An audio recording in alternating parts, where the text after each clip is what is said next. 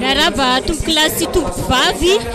mivantana avy aty amin'ny lapan'ny kolontsaina sy ny fanatanjahantena Mahamasina ny télévision malagasy amin'izao tolakandro izao ao anatiny andro faharoa ao anatiny Afroligue ho an'ny taranja basketball izay ekipa efatra no mandray anjara ho an'ny Sokajide eto Madagasikara Omar no nanomboka ny fifaninanana teto amintsika teto ary dia anio zany no miditra ny andro faharoa ao anatin'izay fihaonana izay ny lalao arahana voalohany amin'ity andro faharoa ity dia ny fihaonana eo amin'ry zareo Petro Atletico Luanda avy any Angola sy ny BC Mazembe avy any Congo. Ireo zany no ekipa hiditra voalohany aloha amin'ity anio ity ary dia ny lalao faharoa ny fihaonana eo amin'ny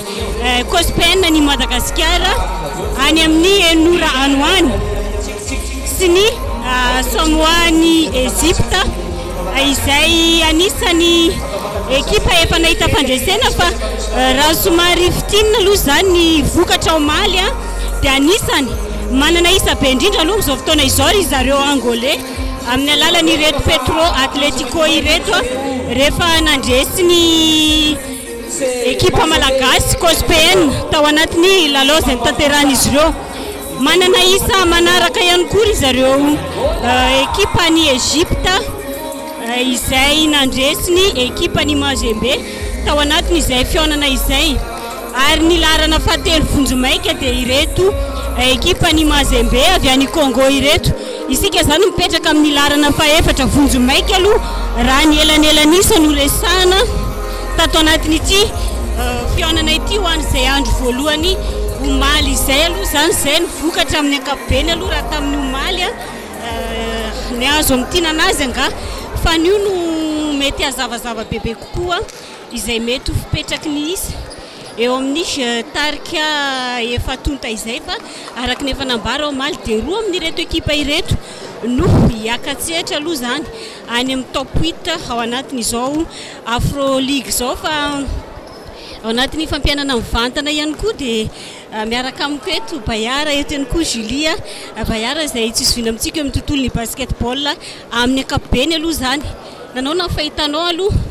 raha ny andro voalohany omaly tao anatin'ity Afroligue ity sady miarabanao ihany koa Bayara. Miarabany mpijery ny TVM sy miarabany mpakasitraka baskety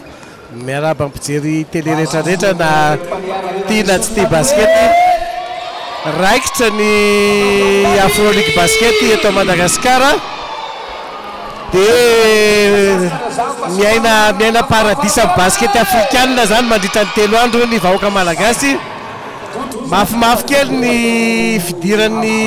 compétition malagasy omaly nanantena ihany tsika hoe mety atohatra ve nefa arak'le fitenany hoe tsisy miracle ny sport raha ho anay technicienne aloha dia tsapa fa nanohatra ary tena nanao ny entso zavatra ireo le équipany Cospen fa saingy reraka tany amin'ny 4e carton dia nanjaka ny lava teo amin'le alavana no nasamy hafan'le 4e carton fa mifanenjika foana ny score nitarika tsika dia tratra dia nitarika izy dia tratratsika dia teo amin'ny 4e carton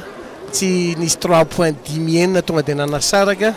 nefa dia isorana eto ry Livio, ry Claudio, ry Kia fa tena niaro ny voninahim-pirenena ary nafinaritra ny mpijery nahazo tehaka ary eo ny mahafinaritra ny mpijery ny basket malagasy na efa resy ary ny gasy dia vao mahafaty dia orakoraka be foana ary araka ny teniko teo hoe avo ny niveau teknika sy ny tanjaka sy ny fizika ny angezan'le mpilalao dia reraka le gasy kely zay mbola le terme hoe gasy kely fa dia kely tsika mihoatra aminy fa dia tena mianatra zay technicienne basket moa zany dia be da be zavatra lesona azo tsoahanao maly be da be na eo amin'ny organisation an'le match ary amin'ny ankapobeny dia hafa le avy teknika an'zareo afrikana milalao an'le afro basket tsy ohatra le atsika lery amin'ny section série amin'ny ligue ary fa efa tena avolenta le organisation FIBA Afrique mianatra tsika eo niveauan'ny resaka teknikany basket dia nahita zavatra karazany be da be toy ny hoe ny azo amin'ny pivot de 2 mètres mitifitra 3 points daholo dia atao Madagasikara mbola tsisy pivot mitifitra 3 points zany raha tsy vitsy dia vitsy dia hitantsika amin'ny sary zao jerevitary numéro 4 reny dia tsy maty ny baolina jereo bagara za moa efa nitondra équipe nationale tany Afrika indroa tany Afrique du Sud sy tany Egypte fa dia saiky misy rebond atao bampane dia misy doboka be misy mararirary mihitsy ny fandomana ary eo tsy ampy amin'le basket malagasy le tanjaka atao amin'le jeu d'intérieur na jeu de pivot dia raha vao misy fohifohy kely zay aloha amin'le jeux africains reto dia mandeha be sy matanjaka be izy zay matovy fohy nefa milalao aty amin'ny sehatra avo aty toy le numéro 5 ny Angola zao le Tsildy tia mandeha na défense na attaque izy tena mandainday mihitsiny hitaneo amin'izany zao le numéro 16 2 mètres iny mitifitra tsisy bedy manafana tanana vao miditra moa match fa ohatra nahazo any gasy maly rehefa tena mafana zalahy 3 points rano fotsiny nataony teo hitanao zany fa misy midoboka be ndray eo tsy misy mahazo mandeha moramora atao ambany miany fijeriko azy Bayara mety hoe eo aloha le hoe nafana ny tanana fa mety tena fa paikadiny zareo koa le izy na nijereny mihitsy aloha ny fomba filalaontsika malagasy hita mihitsy hoe hita ny faiblesse-tsika hoe akombony ao anatiny le lavabe atsika dia avoaka ny ary le pasy mivoaka iny zao ianarana fa dia mazava précise ozy izy ny fitenenana dia miala seul le any amin'ny périphérie mitifitra dia tsy arakitsika ntsony ny contrôle an'le tira be da be dia nisy enina ny sesy fitotry sesany zay le différence maly dia lasa ny score dia tanareo amin'izany any amin'ny 7 mètres zao 9 ino mitifitra tanareo amin'izany le avy teknika zareo angolais io aloha zany zay tsara mpatsirina mijery zareo zay balabala isa telo mahay tao anatin'ny fanana tamintsika fa maha-teknisiana anao Bayara raha ny vokatra omaly raha ny lalao ny tranga omaly mety efa azonao amariparitana sady ve fa ho tafavoaka i Egypte sy Angola atao anatin'ity sokajy teto Madagasikara ity sa mety anahoana ny andro faharoany io miankina amin'ity match voalohany ity ny fifandehan'le match zany satria raha fahitako azy tsy hoe ratsy koa reto Congo reto fa le Egyptienne technicienne be tena tsara ny défense tsara ny firindran'ny lalao Egypte moa mazava ho azy ny tompon-daka aty Afrika tena technicienne be zareo hita hoe mianatra ary any amin'ny Egypte za efa nanao championnat d'Afrique tany any Egypte tena misy ny atao hoe école de basket any le mbola tsy fananantsika le organisation ataoko hoe zay le teneniko foana hoe mbola mila mianatra tsika fa 10 taona ny any dia efa mahafehan'ny dribble 12 taona efa 14 taona azy efa izy koa moa maro anisa be dia afaka misafidy dia le roa mbe folo tonga aty amin'ny sehatra avotony matetika efa tena olona tsongaina fa egyptienne tena manana maîtrise be ary eo moa na aminahitana hoe tsara ny équipe tsy manary pasy tsy manary tir ary le choix le décision raisy le plalao eo ambony terrain hita hoe aona fiteny zany hoe intelligent omaly ihany koa mbola somary nanana olana kely zay ry zareo congolais reto satria ny azy ny entany dia tavela tany fa reny aloha zany santonany santonany trapoedra la nahafaty antsika maly eo ka zay indrindra ny azy maka isa telo ny azy no tena manavana anazy fa atsika ny tokantrano any dia ny fionana eo amin'ny faute accordé le saiki kely mitovy ohatrany gasy pitika be izy fa dia matany zany mipitipitika mihitsy iny ary mampatsiahy fa atsika malagasy ihany koa ny bayara mba misy mpilalao kely mahay ihany za manokana aloha mahita raha oharina tamin'ilay afrobasket zay efa nitanterana teto Madagasikara mba hitako hoe zakatsika kokoa ny afroligue zay atao eto zany zany hoe mba tsaratsara kokoa hoe maharaka kokoa zany ny ekipa malagasy fa tamin'ireny afrobasket reny tsika mbola hitako hoe very lavitra kokoa aloha raha ny ezaka nataon'ny fédération ady be anevo azo zany hoe manamboatra ny atao eto ny championnat d'Afrique dia miezaka amin'ny fédération azo an'izy eto fa efa nisy afrobasket nisy 10 enina zao natao teto raha nainakalesonytsika mba efa raha zay 10 taona 1 taona 7 taona natongavany afrobasket zay tokony efa misy zavatra nitsangana teto a Madagasikara raha ohatra hoe hitra anatina compétition africaine fa teo moa le kivikivy ihany tsika am'le rehefa manao championnat d'Afrique dia ho lasa sa tsy ho lasa ary raha andehantsika dia 800 millions 900 millions ny vola itimanana de francs zany dia kivikivy ihany ndraindray dia ohatrany tsy manana motivation zany fa raha zay afrobasket tonga teto amintsika zay efa tokony misy lesona be da be azo Griffin amin'izao aloha zany mitarika amina isa raiky amby folo ny Petro Atletico Luanda avy any Angola 10 ny endry zareo Mazembe avy any Congo izy ireo zay miakanjo mafy fa tsy manga toy na tatsika azo omaly ny Angolais atao anatin'ity fionana ity mainty kosa ny endry zareo Mazembe zay somary sahirana izy ireo tamin'ny fanamiana aloha omaly maillot ny bitôle nanaovan'ireo omaly zay le tratra le hoe mety iny koa neny nanimba ny moral niny bayara aloha le entana tavela zavatra pitrangy zany ny ekipa malagasy matetika rehefa mivoaka ny ivelany ihany tena todo zavatra toy ireny fa tsy hoe zay vao misy tranga ohatry zany amin'ny tontolon'ny fanatanjahantena ohatry zao fa alora resantsika kely indray na mbola rehefa aveo arany ny fionany eo amin'ny Egypte sy Madagasikara izay COSPN no solotenantsika ao anatin'izany ny fanombatombananao sahady amin'ny mahateknisiananao anao ny lalao ny fanantenana aloha dia mba maresitsika gasy androany dia mba velombolo miatrika an'le match rapitso raha mba maresitsika androany mba misy chance indray zany rapitso raha mba maresan'reto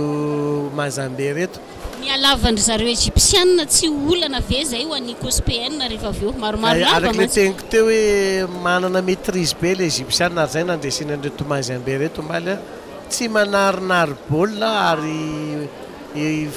fetsy zareo milalao ny atao hoe ekipa mahay manko amiko dia eo amin'le hoe vao diso le défense diso ny placement le défense dia efa mahita solution le mpilalao eo ambony terrain ary zay nitranga tamin'ny nanaovany an'reto Congo reto fa zany hoe raha fijeriko azy ny Angola tsaratsara satria manana tira 3 points périphérique ao izy ny fitenenana le Egypte tsara défense sy tsara passe indray dia misy organisation be da be dia ny fanantenana hoe mba resitsika izy androany hita ihany aloha raha fijeriko azy ny taktika sy teknika napetraky ny mpanazatra ho andry zareo Angolais raha niona tamintsika tamin'ny Mali iny tsika nefa ny tena hitako olana bayara dia le baolina verivery passe tsy précis ny paille tsy assuré tsy haiko nanahoana ny fahitanao azy ka le anisan'ny lesoko tamintsika malagasy le tsy fananana meneur na le postin ozy izy zao ny terme technique ankehitriny manko efa mizara hoe taloha manko hoe mpitondra baolina dia hoe pivot fa ankehitriny efa hoe 1 2 3 4 5 zay chiffre ilazana le poste eo ambony terrain io dia tsy manana le poste tsika malagasy dia voaterinaka ny service ny alana nefa alanina vao 3 andro zay ny tonga dia hitanao amin'izay fa raha eo amin'ny lafiny firafetany ekipa mino aho fa mbola raha hitako maly tsy dia nirafitra tsara loatra ary zay rehefa tsy mirafitra tsara dia be da be mipertana pasy satria tsy ao le tandem sy le ina moa le pasipasy kely mazika le ny individuel aloha nanao ihany alanina maly fa zay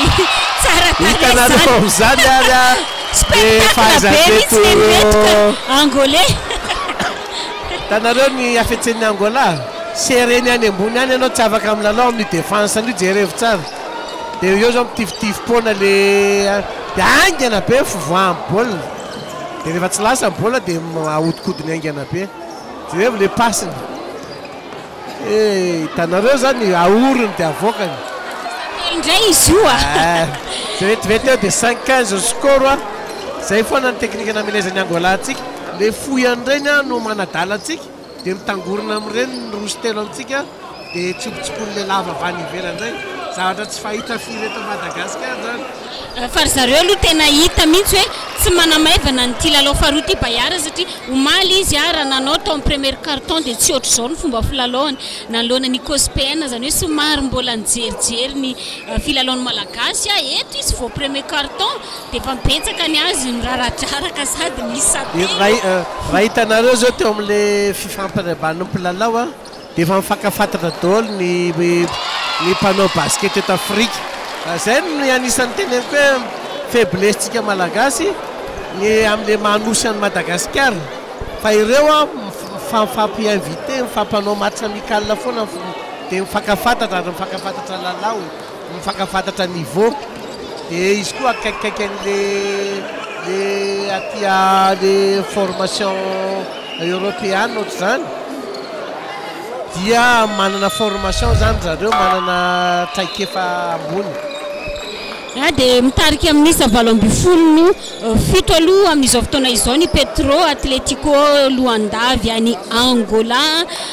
ny Cipriano zay anisany tena nanome isa maro indrindra ho andry zareo angolais reto maly izy nilaharana faefatra mbola izy ihany koa no balabala eto aloha Bayara fa tsy azo atao nirinina mihitsy aloha zany raha zoky rehefa mahazo an'izay baolina zay dia hitantsika eo aloha fa mbola ao anatiny ampaefam-potoana voalohany amin'izao fotoana izao 3 minitra sy 13 segondra no alalaovandry zareo an'izay izy nanao fanovana mpilalao be da be zao ny Angola jereo mafetsy azy manao défense mafy be izy 10 minitra 9 minitra sepotra anao ary tsy nahita hirihira mihitsy zao le Congo dia ovainy ny mpilalao mipetraka daholo zao ny dimy le nanao mafy be teo vaovao indray ireo ambony terrain ireo dia efa zay miditra hitanao hoe tsisy azo ambanina mihitsy niveauany zay mihitsy le niteneny teo Bayara hoe tena milalao be ihany koa ny mpanazatra miasa be ato anatin'ity ekipa angolais ity tsy karotro tsara mihitsy zay maly tena hita be mihitsy hoe tena miasa be ny mpanazatra efa mainitsika dia nitratra dia mainina indray ny Angola dia efa nanatontsika no vainy daholo mpilalao tsika reraka izy indray natanjaka be dia vetivety eo le skoro potika gasy omaly fa nampiseho endrin-dalao sy mba fanoherana tsara ny gasy omaly vao niditra koa nge reto lavabeany reto nilarina fa 5 Rigo Gerson dia tena hitako hoe tsisy azo natao ninina tsony ny fiarovanteny ny rebon azony daholy zay zany tena hitako hoe tombony ho andry zareo angolais reto any amin'ny rapitso any amin'ny andro farany moa zany vao mihaona ny angolais sy ny egyptianina tsy haiko hoe mety anahoana zay indrendry talao zay satria samy manana ny alavany ihany koa ireto ekipa tsy samy teny hoe andresy moramora ary ho hitanao fa mifihaonan'ny Egypte sy Angola io dia misy tselatrafoka dia manasa mpijery ho avy atao amin'ny palais de sport fa hijery finale basket africaine tsika Angola contre Egypte samy manana lava samy manana ile 9 ny Congo iny zao mba bitabitaka mba mampiseho fahavononana fa hita hoe tsy mahita hirika mihitsy fa le 15 le 13 le 17 ny Angola dia lava tokoa 2 mètres dia izy tanana anisan'ny niditra indray zao le 23 2 m 5 dia hitanareo amin'izany fa dia ho sahirana ny ao ambany io fetsy mihitsy reto Angola reto. Ny any ambony tsy avelany lalao tsara, ny aty ambany ampitsakany engany mba azo lesony tsika gasy hoe ahoana fomba filalaovan'ny reto Angola reto dia mba afaka telo taona efa ataontsika mba amin'ny lalao ka demi-finale africaine. Nazanato zany ny lalao ny malagasy Somaly ho anao izay any tokantrano any na raha antsika teto amin'ny télévision malagasy izay feonan'ny COSPN sy reto Petro Atletico izay mifanandrina amin'izao fotoana izao manoloana ny Mazembe ireto. Nanohatra tsika tena za kosa mety efa mba nisy fivoarana ny lalao izay natao tsika izay nanomana araka ny teninao raha teo aloha tao anatin'izay fionana izay nana fotoana lavalava fa izao aloha tsika dia mbola miatrika ny fionana eo amin'ny Petro Atletico avy any Angola sy Mazembe izay ao anatiny ampaefam-potoana voalohany mitarika hatrany aloha zany ry zareo Angolais. Ny Egypte jerevinao amin'izany le 2 mètres mbola takariny zalary amin'ny 3e planche ary dia izay ny anisan'ny ererany Claudio Maly nafapana dia nahitrehitra eo anakatra ny planche nefa avo be ny tambozy izy ny fitenenany. Kenjakena ao ambany ao zay ny anisan'ny faiblessika malagasy ny atao anatiny mbola tsy manana an'le lava be bagarreur fa le bagara anaty pivot ato eo ny mahafa ny Jeux africains eo. Samy manana mpilalao lava avokoa na ny Angolais na ny Congolais bayara raha ny mijoro any ambony kianja aloha amin'izao fotoana izao na dia somary misatrara ny isa miezaka miakatra ihany ary zareo Congolais ireto ny isa raha telo izany tsara manamarika ny tokantrano fa compte point izay no ahafahana miakatra ato anatin'izy ity satria misy manontany mantsy rahovina ny demi-finale rahovina finale tsy izay ilay formule miona daholo zany l'équipe efatra isan'andro mandritra ny 3 andro dia izay mahazo voalohany no mandeha hatramin'izao zany ny favori dia Egypte sy Angola. Congo moa efa re Somaly, Madagascar efa re Somaly dia hitantsika indray anahoana mivokatra aloha androany mety andresindray reo ekipa reo androany mba horesy Congo Angola dia mba misy fanantenantsika maresy Congo mbola sarotsarotra ihany aloha ny amin'izay efatra 1:40 seconde sisa dia farana ity ampaefam-potoana voalohany ao anatiny lalao-ndry zareo Angolais sy Congolais ireto 23 mitarika hatrany aloha zany ny Angolais izay mitondra baolina amin'izao fotoana izao ampiasan'ilay lavabe indray izy io aloha izay efa ambany ao ary dia izay le afetsifetseny mihitsy izay tadisa avy hatrany dia mahafaty. Tanareo zany précision ana passe zany tao amin'le numéro 7 zao mibaolina teo amin'ny bienvenue dia tazana fotsiny izy dia nalalaka le taty amin'ny côté opposé dia natsipo mibaolina dia nialana zava maty tsisy iny numéro 10 Aloma iny dia efa tonga teto Madagascar tamin'ny 3 contre 3 nanao représenté any équipe en Congo. Tsy lasa lavitra ny Angola 22-15 mbola tsy lasa zany eo amin'ny basket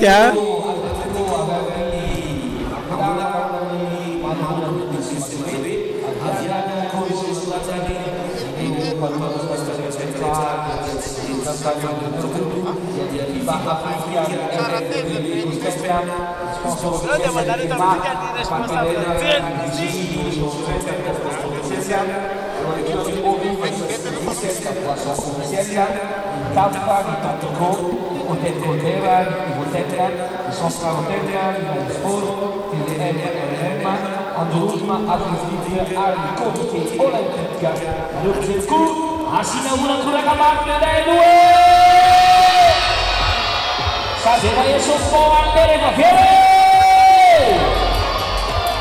Liga aonde morreu?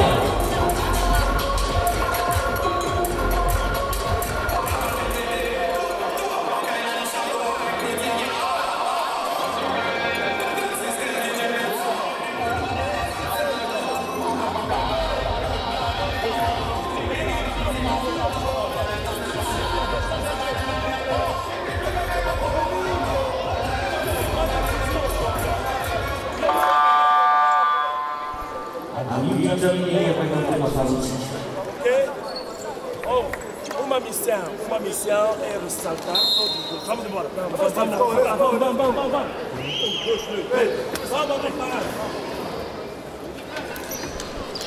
hiditra ao anatiny ampaefam-potoana faharoa arak'izany ny fiaonana voalohany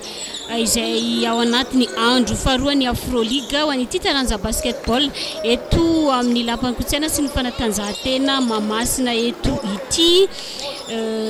raha tsy ahivina dia 2:25 izay no nisarahany roa taloha tao anatiny ampaefam-potoana voalohany fiaonana eo amin'ny Petro Atletico any Angola nandresy ny Cospéane izy ireo maly tao anatiny lalao voalohany ny fanandrina tamin'ny ekipa malagasy Mazembe kosa dia efa resindry zareo Egyptianina tao anatiny lalao voalohany ihany koa nitanterahan'izy ireo tao anatin'izay fiaonana izay fa dia ry zareo Angolais no mitondra ny fanafiana ary dia mahazo fahatsoana avy hatrany ao anatin'izay fanombohana ny fiaonana izay rapitsy no ifarana ity fiaonana ity mbola tsy tary ianao zany zay tena hoe te ahita mivantana manahoana izany Afroligue zany zay tanterahana atao anatin'ity lapankolotsaina ity satria samba no atao eto Madagasikara efa baolina avolenta be Bayara no tanterahana eto fa tsy ilay mahazatra antsika sorana ny fédération sy ny police nationale fa dia tena tiany tokoa ny malagasy isorana satria amin'ny sihatrotra 25 000 minimum 5,000 ny fidirana satria ny dépense n'inona mafy be amin'ny tondro izy africaine tony hitanareo zao be da be reo officiel arbitre joueur tsy maintsy apetraka amin'ny toerana hôtely tsara ny tomobile tsy maintsy location de voiture ale organisation ohatr' zao ary misy responsable na FIBA Afrique mitazana hoe zakatsika malagasy ve le izy fa dia za mahita fa zakatsika gasy ny organisation efa tena rodetsika 10 enina ho an'ny afrobasket efa niraisina teto dia 3 monja ny na niteneniko zareo polisy hoe mba angatahana ampijery dommage moa mbola tanoranora l'équipe amin'ny polisy fa raha mba nahazo raha mba tsaratsara ny prestation izy izy vitenenana dia nisy ambiance be tato amin'ny palais de sport ay tsy maty ny alimampoly nazanaty zany aloha feno ihany tamin'ny omaly iny ary amin'izao fotoana izao efa maro ny mpijery tonga ato amin'ity lapan'ny kolotsaina sy fanatanjahantena Mahamasina ity zay everiko Bayara fa rehefa avy eo amin'ny fiaonany Cospéane sy ny Egyptianina dia tena ho feno hipoka aloha satria dia tena ny spectacle koa ngeny tena andrasan'ny olona rehefa ao anatin'ity tontolon'ny basketball ity fanohanana le gasy manohatra zalahy ary hita mihitsy izy hoe te anao te andresy fa sedran'le matanjaka noho tsika zareo africaine fa mbola ho avy ny andro atanjakatsika ny mpanazatra sy ny teknisianina no miteny an'izay ny relève andrasana ihany koa atao anatin'ity tontolon'ny basketball ity fa 20 izay no isa aloha zany mitarika hatrany ry zareo avy any Angola atao anatin'ity ampaefam-potoana faharoa any lalao voalohany ity fa tombony ho antsika mihitsy ny fampiatranona ny fifanana-ndehibe toy izao Bayara satria ahafahana mahita ny traikefa ahafahana mijery ny vatana raha ho ana mpanazatra aloha dia tena lesona be da be ny azoko omaly hita hoe tsy mainy tena mihoatra amin'le zavatra seho andrareo africaine misy lacune ary zay no ataoko hoe ny andrareo efa tsara ny organisation nareo équipe reo dia mitety any Afrique du Centre, Afrique du Nord makany amin'le pays maghrébin reny mandeha any Afrique du Sud mitady match amical ary ambiance be ny fiaonany Angola Afrique du Sud ohatr'izany fa Madagasikara moa dia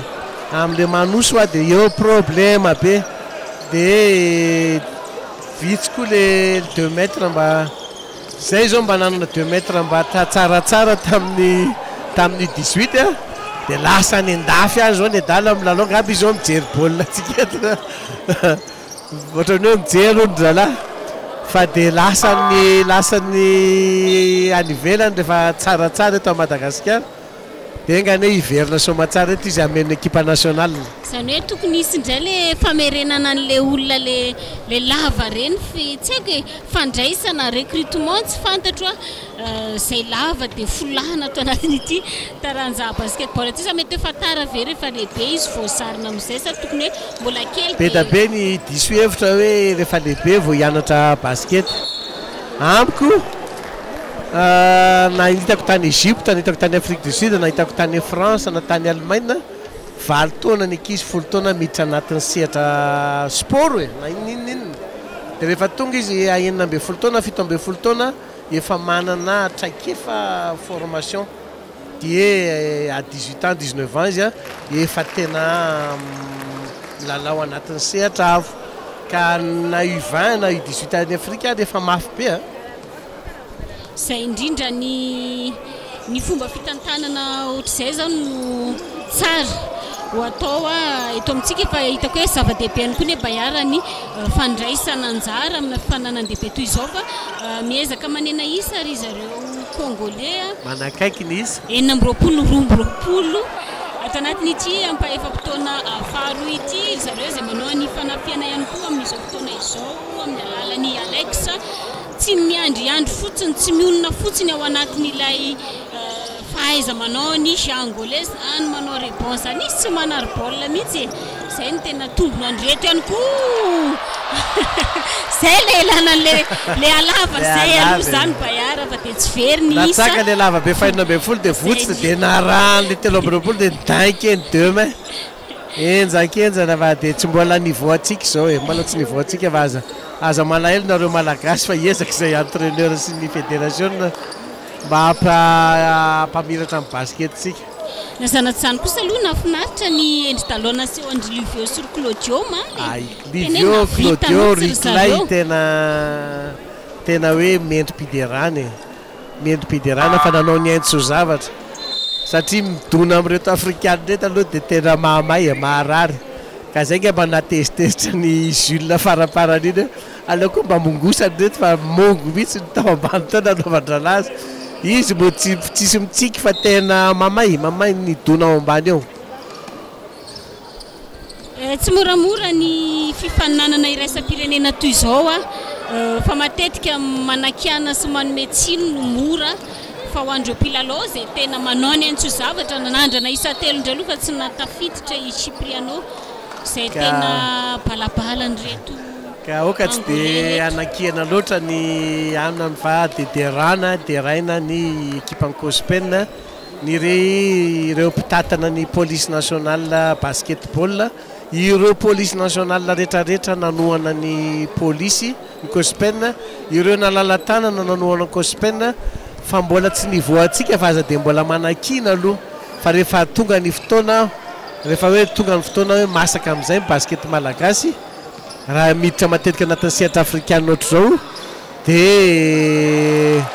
dia mahita hita eo ihany ny anaovana azy engany koa ny direction technique nationale ny collège des entraîneurs ny fédération reo manko ny tena tokotelo mendraikitra ny fampiroboroboana amin'ny basket engany koa ny ministère en sport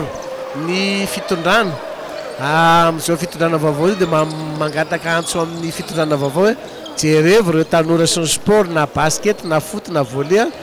fa anisan'ny sehatra ray ahafahana mampivoatra ny tanora sy ny firenena ny sport miakatra ny isa ho andry zareo Angolais atsasa point sisa dia mipanesisa tesitra mpanazatra Angolais zao le mahatesitra mpanazatra hoe mailina be da be dia tratra maka tamor inona tsy mety dia tsy fantatra lozy lazainy eo fa misy zatra tsy mety eo fahitako azy vao nanova mpilalao le tamin'le première quart-temps dia io tratra io score ary matetika tratran'io foana ny équipe le mpilalao 5 tsara miditra maina dia vao mapakaina an'le tsara dia milatsaka kely niveau moa ny fijeriko azy koa nefa ny Congo tsy mahavita manao changement fa reo le grande formation ndreo zao mijanona elaela eo mety ho reraka indray aleo ary zay mahafetsy an'ity coach Angolais ity ahodikodiny be changement première sy deuxième quart-temps tany amin'ny 4e quart-temps ajorony dolo lavabe rehetra ohatra nanaovan'ny gasomaly tsy hitatsory zay nydresana izany alay dia zay lava zay foy zay lava raisy ny foy to dia mipetraka ao ambany dia nyrofony fotony rylivy eo ambany ry riclay tsy nahatohatra ry Arnold dia fetsy be hita zay le expérience ana coach zay dia zany zao lesona ambany tiany hitanay omaly hoe ay azo hodikodina be ohatr'izao changement dia rehefa 4e quart-temps amizay vao tena ampidina nazanaty zany efa 4 fautes d'équipe ny Petro Atletico any Angola Bayara tato anatin'ity ampaefam-potoana faharoa ity mafimafy azy ireo zany aloha ny fanafiana zay nataondry zareo congolais atao anatin'izao satria mbola misy 4 minitra sy 7 sekonda mbola ilalaovana an'ity ampaefam-potoana ity asana vitanohatra hiakatra nisa ve ary zareo iny alfa lasa dia lasy ialoma zay anisany mampiditra baolina be indrindra mitarika zao Congo ekaneo reso Congo reto Angola reto dia resentsika Congo rapitso dia mba manafaka be nandresan'ny Congo aloha raha ny fijery azy mety mora raha manohana dao le spectateur dia resitsika re Tsumbatka indray satelo 5 tsy maty aloha hoan'ny Cipriano zay panome baolina fa dia ravandry zareo congolais ingana be ny valim-panafiana aloha zany fa dia voapaingitra atao ihany koa nanolona ny foy nefa mitsotsony ambany ihany kaiza tsoraka tsy afaka atao izy aloha nanolona ny laharana fahaenina amby folo lavabe andry zareo hoan'ny Congo angolais reto mitarika amin'isa 7-7 zao ny Congo hitanareo amin'izany fa naveriny Angola tamin'le tamoro teo le lava be iny le midaiky iny dia le laharana fahadimy le Tsilda naveriny satria reo ny moteur le 23 le 2 mètres iny sy le mpitondra baolina ity ainga mpandeha dia mikorotana ny défense rehefa hoentin'ity 5 ty aingana be ny baolina dia moramora ho an'le lava be milalao any ambany tanareo amin'izany fa vetivety dia tonga tany an-tanan'le lava be ny baolina tsy maty moa le daiky be teo fa tsy nahavelan'le Congo hidaiky hatramin'ny iny aloha ny zesta be teo zestiavany mihitsy aloha zay rehefa tia lavan'le numéro 7-20 hitantsika amin'ny sary zao lavan'le lahy 2 metatra mahery tsy maty ny lancer franc faharoa fa rehefa miditra ty 5 ty dia izy zao dia pressen'le 5 any ambony any le arrière poste nanao fadisoana manomboka mikoropaka le Congo le Angola ary teo no tokony nararototsika tamin'izy le mikoropaka maly nisy fotoantsika efa 3 panier 2 panier et demi sisa dia mikoropaka le angolais fitsika ndray koa nanarinary baolina araka ny teny Griffin teo mitovy nisy aloha amin'izao fotoana izao 7-20 no 7-20 fitoviana voalohany ho an'ny tarika rotony tato anatin'ity fiaonana ity mialohan'ny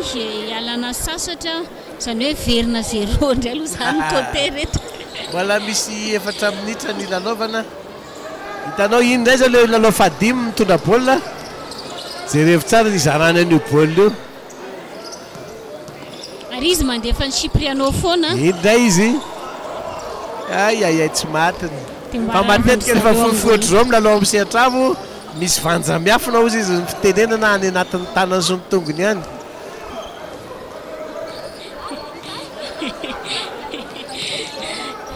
ary mamay zay vanja miafina zay Bayara aloha le numéro 54 ny Egypte maly dia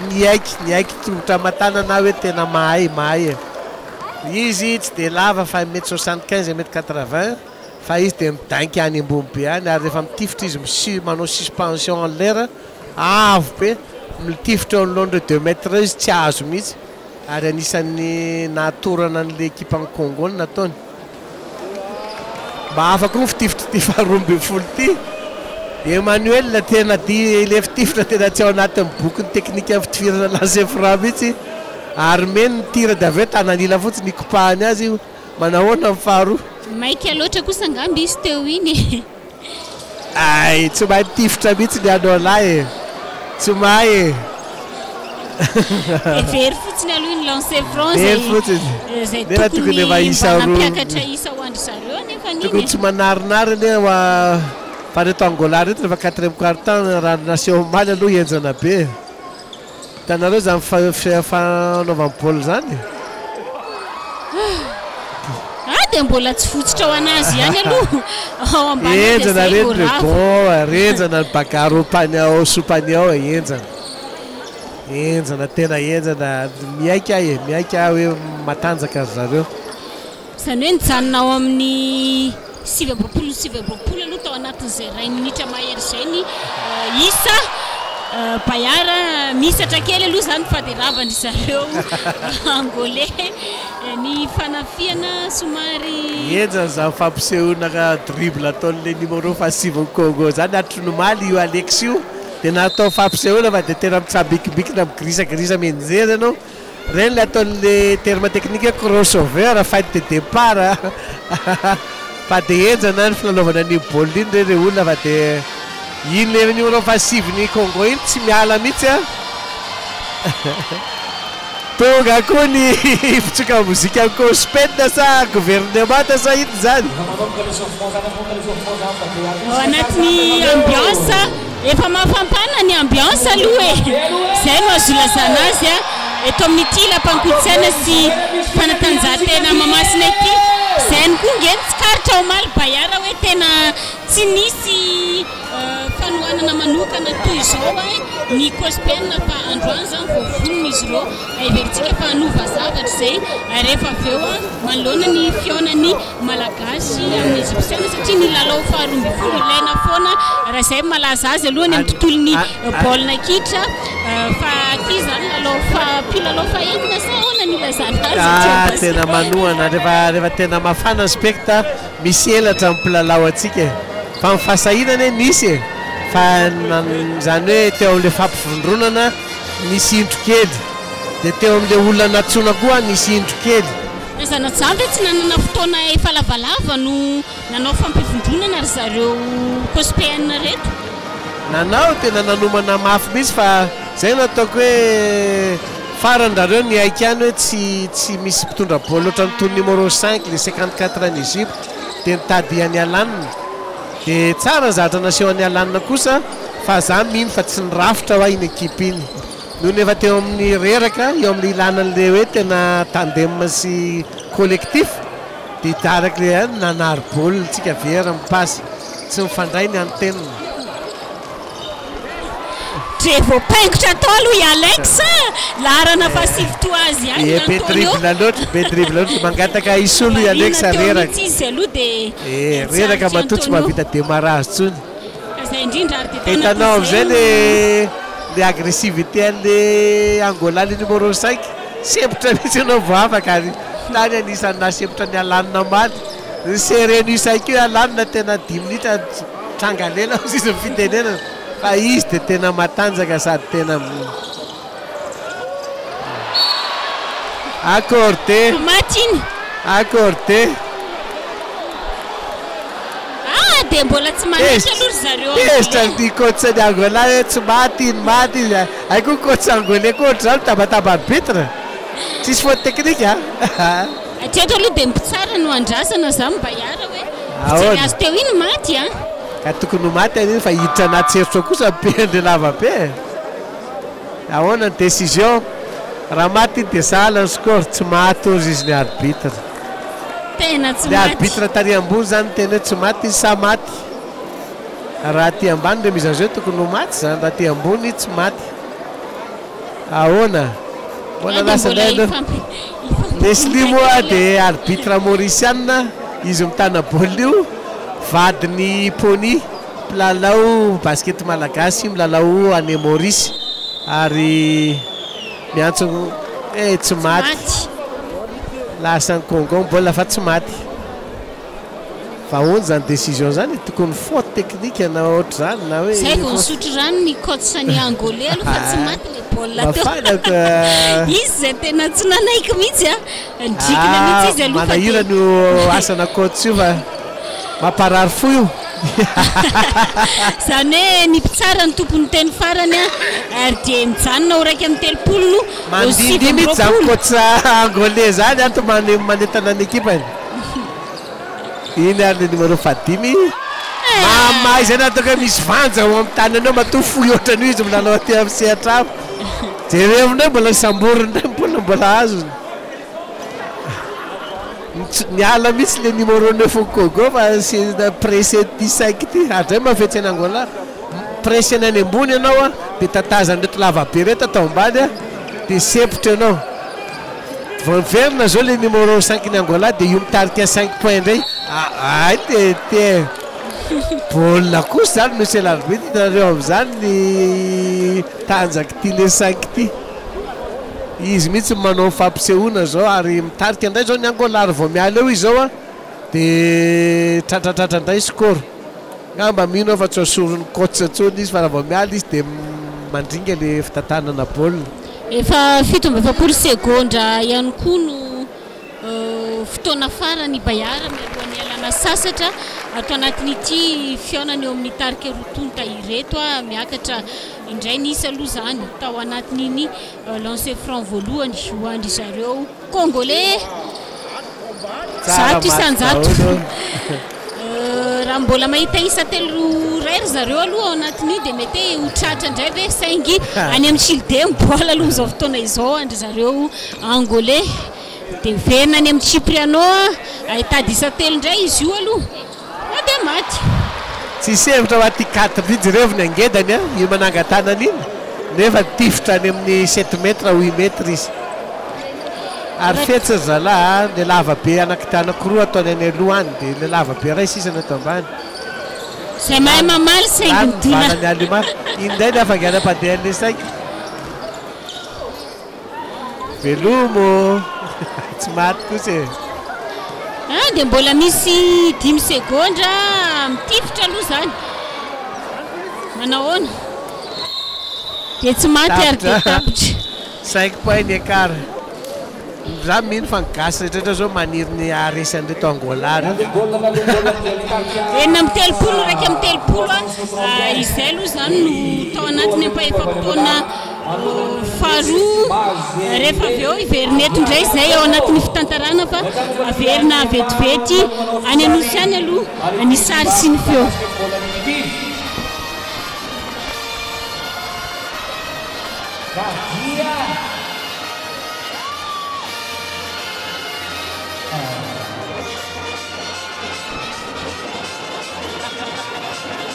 Dalam Indonesia mengatakan ini Musmi dalam Indonesia Musmi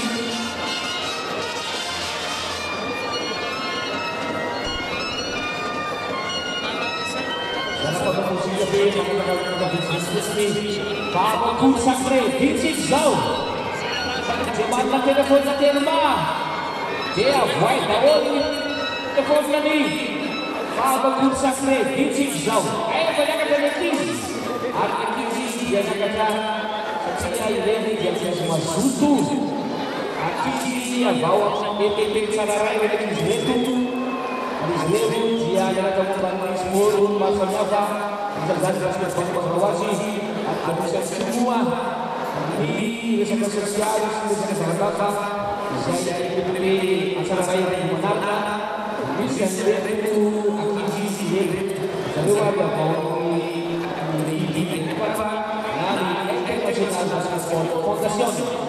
jadi ada bunda yang tahu bunda tidak jadi sampai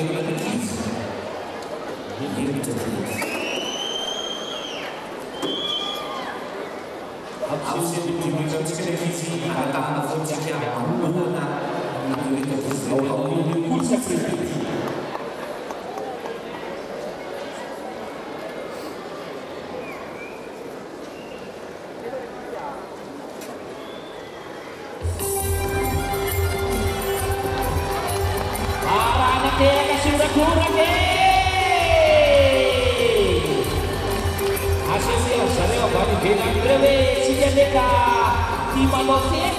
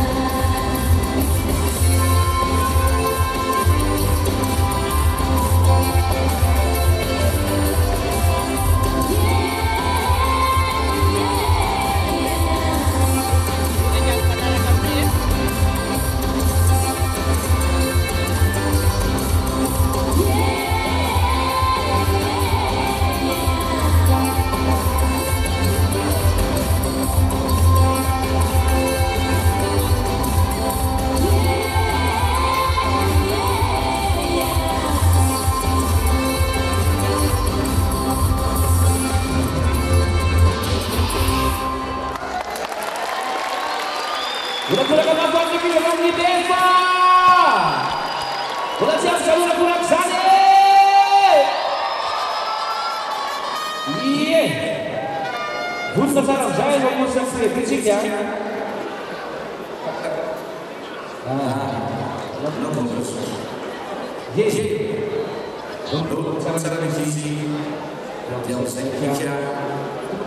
Papel de Dieza Moisson. Finfezi. 320. E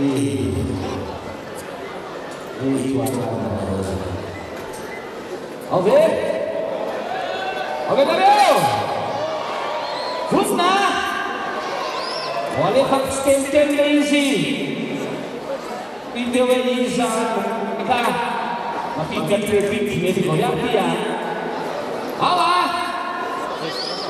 O Cadu. Au. Dieza 320 tuan oleh dua ni. Dalam sesi kali 145 310 726 796 02 Isa selesai. Ini saya Bagaimana kazi? Karena seorang itu cuma saja, cuma mungkin memang tahu. Saya nak beri tu, dia bisa kerja, khas musika, dijenika. Dia kalau kamu nak semua yang musika kami dah niat sih kawal bagiu. Sisi kalau dia niat bagiu, pak musika, dijenika mana-mana. Dia yang selalu kaya, menolak kaya, pak musika, tu yang ini, aku tidak bagiu. Siapa ke? Lepas kalian semangat sudah musika.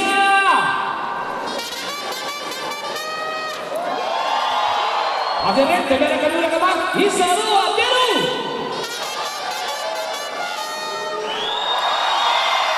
Alam bicara rumah mau family dan siksa. Ini musika negara kedua kembang Isaru Akeru.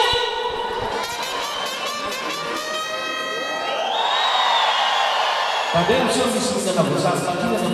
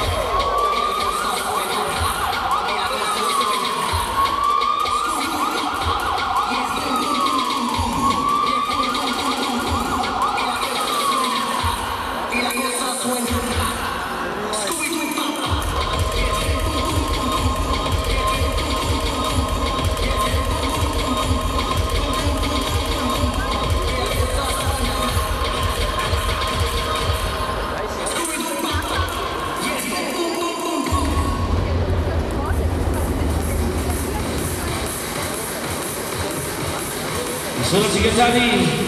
organisator di Lauti Tiba Apreciation FNDB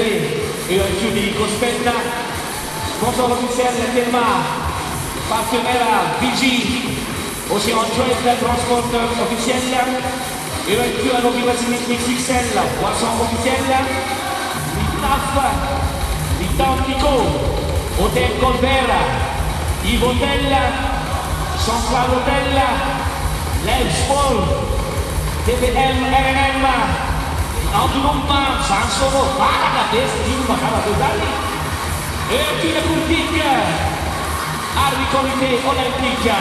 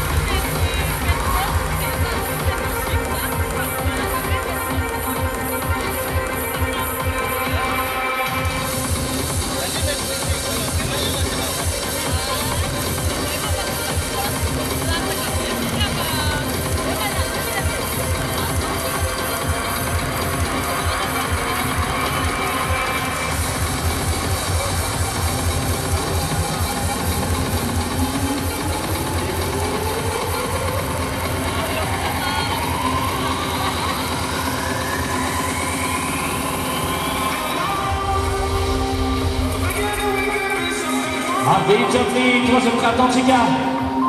orang tidak lalu Zainul ni Petro Atletico pada bola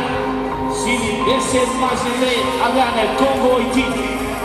takkan seluruh Petro Atletico Francis Aldi BSM Masjid Pusat second itu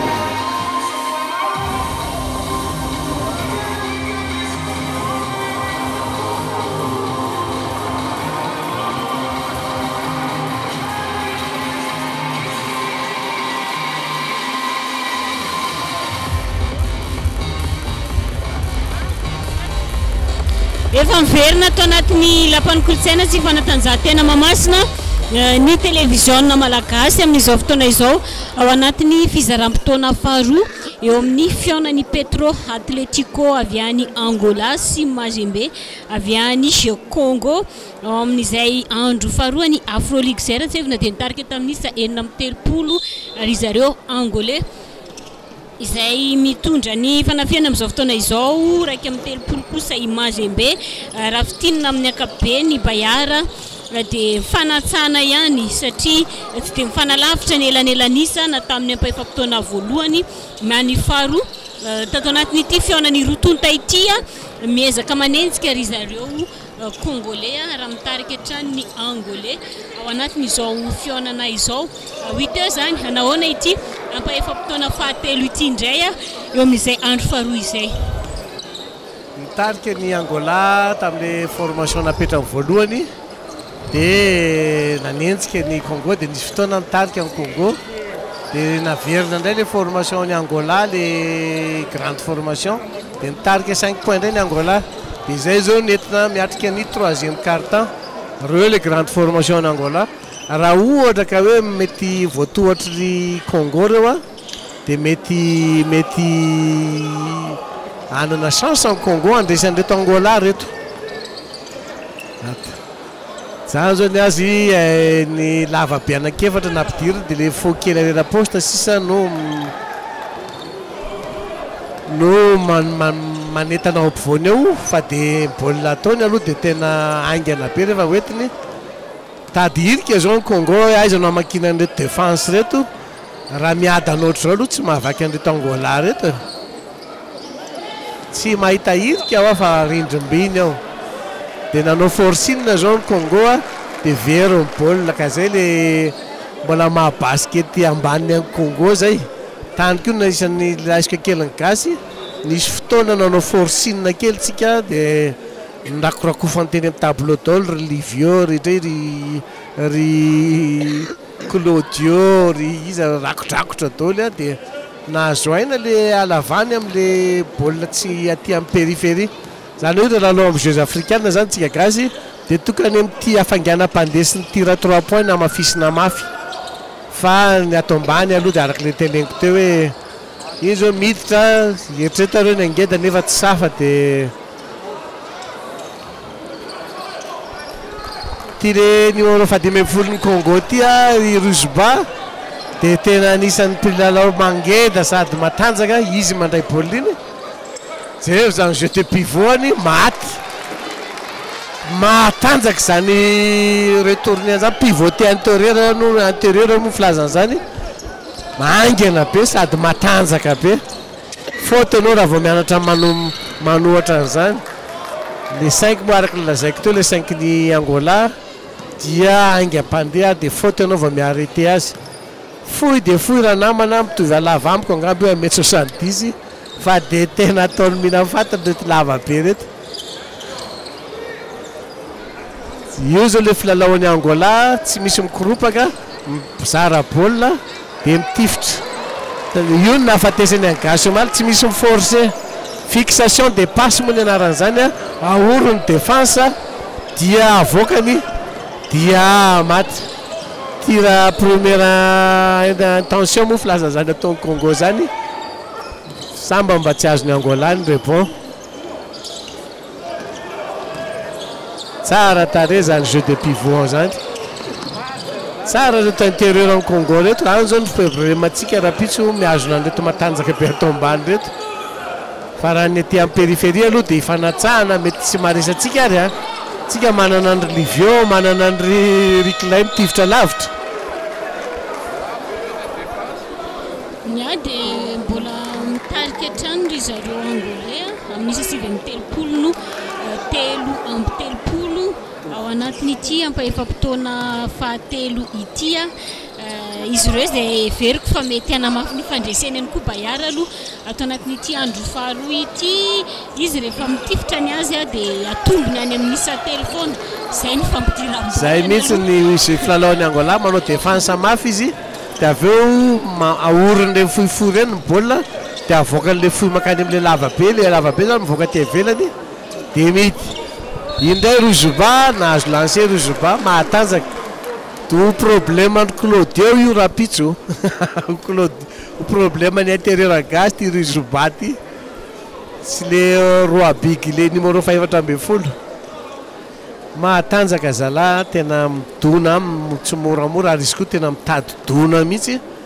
eo ny mampambola mamperitreritra amin'ny basket malagasy hoe aizanao ahita intérieur tena mandravarava ohatr'izao zany hoe fa tsy maintsy misy mijery ihany koa aloha amin'izao fotoana izao ny staff malagasy Bayara na ianao zany hoe mety tantarany ao hoe tandremo fa zao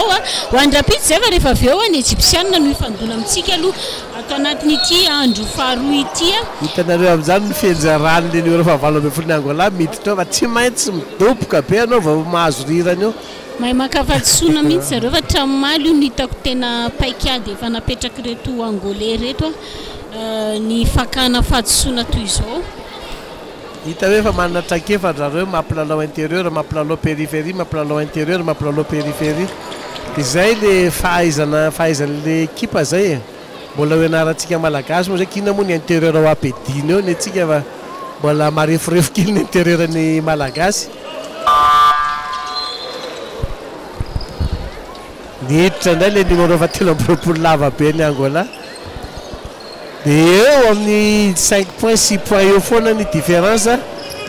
sarotra vao afaka amin'ity le 5 kely ty amin'ny défense jereo zany afanganam-pandehany amin'ny défense za mampitondra baolina any tamin'ny androko lalao baolina tanao zany sepitra le numéro 4 manary baolina fa rehefa sendrany matanjaka ohatr'izao makanao tsy empoka anao tsy hitanao tsony ataoko ahoana ary ty izy aloha tena mananaina mihitsy ty Childe ty satria tsy amelany mihitsy ianao tsy amelany mihitsy ianao ary dia sempotra araky ny teninao mihitsy Bayara ny le numéro 9 tsy verina mihitsy fa ny terrain ataony mamay mihitsy a défense basse ny anaran'izao ataon'izao dia tena enjana mihitsy rehefa petahany ianao tsy mahazo rivotra mihitsy tsara raha maty iny dia miorakoraka mihitsy ato ny coach ny Angola fa ny coach au Congo dia mody mangingina mody tsy miteny mihitsy tanana posy ny adala ohatran'le coach ny Asukita atao hoe Pierre zay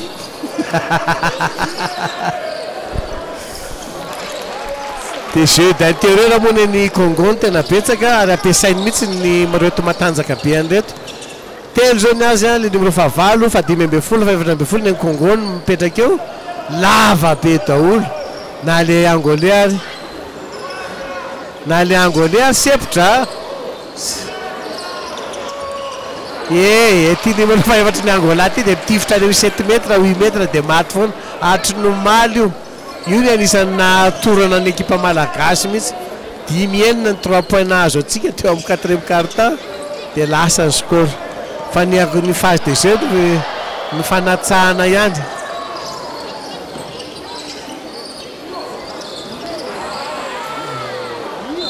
dia isy faute accordé kosa nioraka tokony hitifitra izy dia tsy nitifitra dia nioraka amin'ny palais na tsy nitifitra kay naleo ny safidy an'le matsaka dia nahazo faute izy sady accordé fety zany sady nahazo faute ny faute ny adversaire amin'ny faute ny faute d'équipe nefa naty zany ary tsara ny défense an'ireto izy roa tota fa mbola vao telo sy roa ihany zao ny faute d'équipe ka hitan'le Angola fa tsy mahazo le rebond dia napiditra an'le fahatelo amby roapolo izy zao aka rebond dia nahazo rebond tokoa izy teo zay moa le adina coach zay hoe izany tsy mahaizany mifay zao dia natanjaka be le telo ny Congo aty ambony lava be daholo dia mampiditra lava izy zao iny ndray le 8 sy ny tanjany faute kosa zany nahazo faute le 8 bagara ny atao ambany ato reo olona samy hafa mihitsy ny basket afrikana sy ny basket malagasy mino fa hanova zavatra ho antsika na zanaty zany Bayara ity Afroligue tanterahana eto Madagasikara eto ity maka lefitra mihitsy zay entraîneur zao hoe mila mibata fonjam-by mila mibata sac de sable zany rehefa ilalao intérieur. Fa tsy voatery ho lava be ihany vao mahafeno ty basket ty satria tatsika amin'ny lelarana fadimy ao andry zareo amin'ny Egypte misy ny numéro 54 zay indrindra le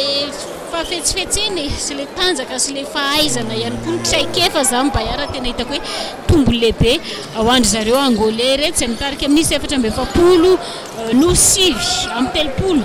ato anatin'ity ampaefam-potoana ity matiny Jaoa ny anarany sa Joao Jaoa dia 2 metatra sy 5 zao sa 2 metatra sy 8 fa dia lava tanana ngamba ohatra ny tanana Rajako mihitsy.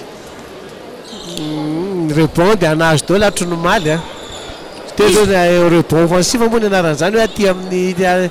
tanin'ny adversaire no alainy ny bola dia vonoiny eo dia faute accordé fa dia lava tanana nga dia sahirana mihitsy tsika omaly na alainy ambony lohantsika foana ny bola. Efa adiny samy ngeza amin'izay zao ty 3e mas 4e quart-temps ty re olona fa samy mametraka ny lava be any daolina ny ekipa andanina ny ekilany. Ny Congo zao le fa 9 le fa 10 ary matanjaka ty Ruzuba ty matanjaka ary tena ohatra ny lesoko akelo any gasy nametraka lava be be da be izy omaly ny Angola dia zay raisy mifofoy amintsika tonga dia mipetraka any ambany dia mitodika dia manositosika dia mamono dia rehefa tsy afaka mba manampy ry Claudio manampy le lavalavatsika mba manampy le fohifohy dia atsipony aria lavitra aria amin'le lava be ry dia mitifitra indray reny dia maty. Dia zay le ataoko hoe enarana zany hoe tsara enarana fakatahaka moa zany hoe ay zany no filalao any amin'ny afrikanina le fahaizana misafidy hoe vonoko aty ambany sa avoakako any ambony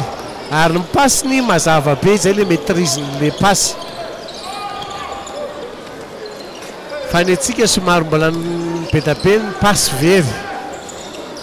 tsy tody iny fa miverina indray le 90 le Aloma manday tsara iny raha maty le sy Aloma tsy ampikely manomboka mirehatra zao ny efanganam-pandeha tanareo amin'izany ny miditra izy tsy forceny fa avoakany ato amin'ny sisiny ato ato amin'ny corner zany le afetsena sy le expérience sy le maha haut niveau an'le équipe-ny Angola raha ohatra amin'ny sehatra africaine tsy misy manao forcine avy efa mahafantatra hoe fixeko ty dia alatsako ary na fixeko ty dia ataoko an'izao any mampafetsy ny équipe le choix na décision.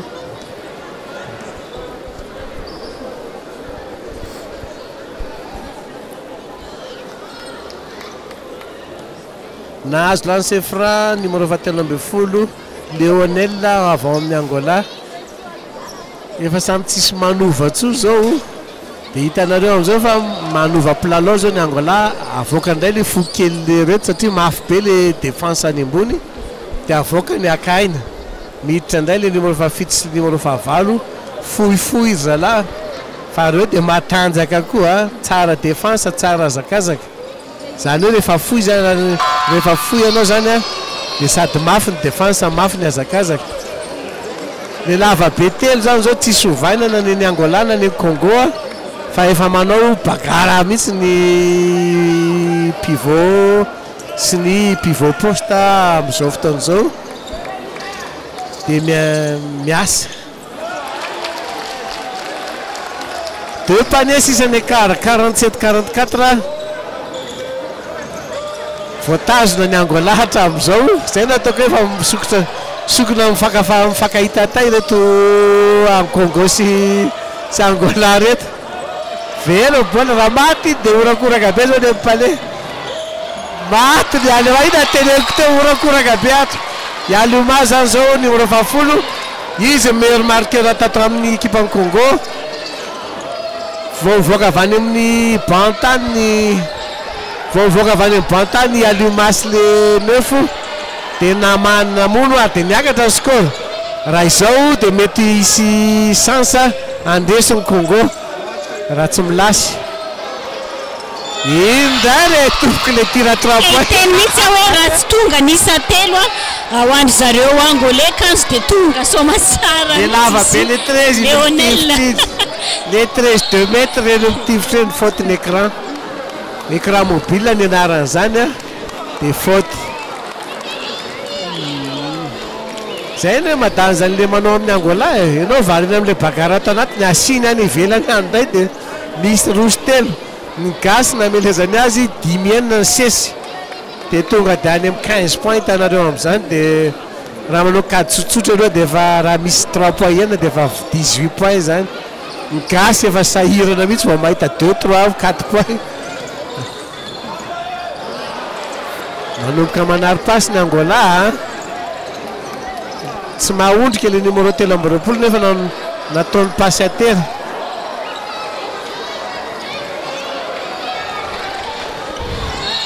pied zany domina amin'ny tongotra amin'ny baolina dia faute zany tsy faute moa zany fa any Angola amin'ny baolina tsy azo ataony manakana baolina amin'ny tongotra le numéro fahavalo ny Angola zao sy le numéro fafito dia mitovy gabarit amintsika zany hoe fohy indrindra amin'izareo zany mba lavalava amintsika Silva zay vao niditra no larana fahavalo ho andry zareo angolais izay bayara izy ireo zay mitarika amin'isa 50 efa samy 5 faute d'équipe avokoa nrotonta aloha amin'izao fotoana izao efa ray minitra ihany koa no ilalaovana an'ity ampaefam-potoana fahatelo ity zany hoe Paul be mihitsy bayara aloha ny rehefa avy eo ao anatiny ampaefam-potoana farany fa mampiditra ihany koa zay ndray le 3 points ny Angola telo any foana ny tena amelezany an'izay ekipa rehetra mifandona aminy aloha tsara pourcentage ny adressiny amin'ny 3 points ato ndray bagarany tositosika tsara koa zany jeu an'le numéro fahavalony Congo zany tsisy lasa ny score ato 5 points 6 points 2 points égalité zany foana ny ainana tena hatramin'izay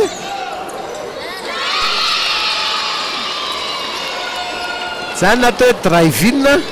dia match matsara nataon'le numéro fahavalo ambin'ny folo Gerson aingana be nitondrany an'le baolina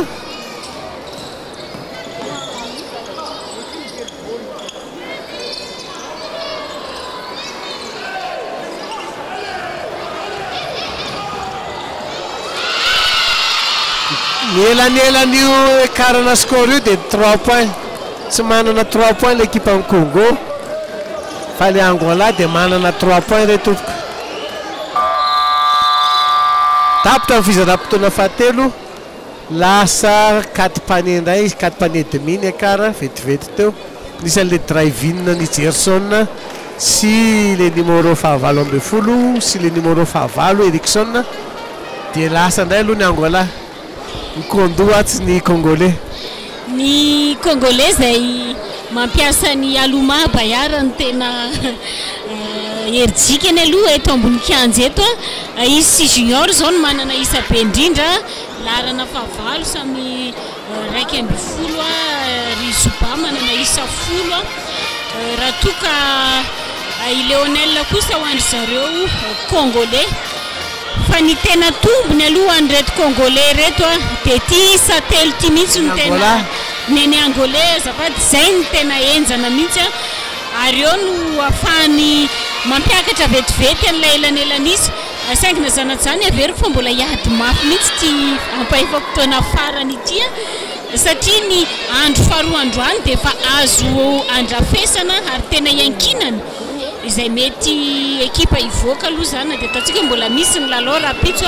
fa rehefa hoe manamafy ny fandresena eto ry zareo Angolais zay efa nandresy Somalia ary nandresy tamin'ny elanelanisa be mihitsy dia efa tsaratsara toerana izy zany raha ohatra ka tafavoaka mandresy eto manoloana ny Congolais na dia ataontsika hoe mbola mpifanandrina tsy mora koa mifanehatra amin'ny rapitso zany Egyptianina zany mafy le telo mafy Congo mafy Egypte mafy Angola ny gasy angane andresy androany dia mba miova ny dône angamba dia hipoka amin'ny palais de sport raha pitsy raha vao maresiny gasy androany izay ny rarina taky ny ohatrany andresy any le Angola rehefa mandeha ny baolina eto le tirany amin'ny 3 points tompoko dia tena mirefitrefitra foana rehefa varim-barina iny ianao dia raha vao varina indray ianao amin'le 3 points mivoaka any ambony dia andanany avy any ambony any indray zay le mahatsara ny ekipa manana ambony manana ambany. I Alexa Anverny Alexa moa ny mpandrafitra ny mpitondra ny attaque ny miorganiser ny attaque ny Congo. Lehilahy tena fetsy izy amin'ny dribble gauche droite crossover accélération iny nataony daholo ary menjera foana zay miseho makamaka azy akaiky eo fa le 5 ny Egypte ihany tena le 5 ny Angola ihany tena tsy tatiny ka le te zany menjera mihitsy any amin'ny maso zany kosa zany tsy hitany arbitre nefa tena nilatsahany tamin'le diko matory ny arbitre nefa telo hitako mihitsy ny nanjeran'le coude be tary amin'ny tarehan'le 23 be tsy tamin'izay nanao tany lalao tany Egypte finale l'Angola contre Nigeria dia tsy le favorian'ny Angola tena nitorohan'le Nigérianina mihitsy ary fomban-drareo afrikanina mihitsy tonga dia méliminer physiquement an'izay favorian'ny équipe izy mieritreritra hoe le 23 ny Angola ty tena danger amin'le réponse alavany fa tsy hitan'ny arbitre le DQB teo nahita vesa aisy mbola tafarina kosa le numéro 17 zany mbola manao rebond be zany efa manomboka mamay ny score i Congo ahoana ny fandehany tanareo amin'izany fahaizana mizara baolina dia 3 points ianaratsika zany tsy misy mikorobaka fa mifampilibéré dia le olona libéré farany mena passe décisive dia mitifitra 3 points dia maty foana ny Angola rakotra Alexa farany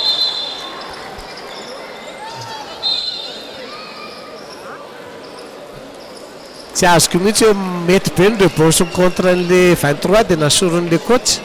inona ny antony solony an'le 16 satria efa miakatrakatra aloha ny isange bayary jereo tsara fa rehefa manomboka manenjika zao ny Congolais dia ampidiriny reny azy i Jawa iny efa tena zay mihitsy ny fijeriko azy eto hoe fa manomboka manenena isa zany voray minitra ane zany nanomboka ny lalao dia gaga hoe manino sorony sady nefa mety be ny rebonson contre ka satria tsy haiko izay aloha fijeriko azy satria efa lasalasandrelo aloha dia samy mamina vina fotsiny paikiady avokoa zany tsika mbola ao anatiny ampaefa-potoana farany Silva dia vita Congo raha maty tsy maintsy mbola isa telo maromaro eo aloha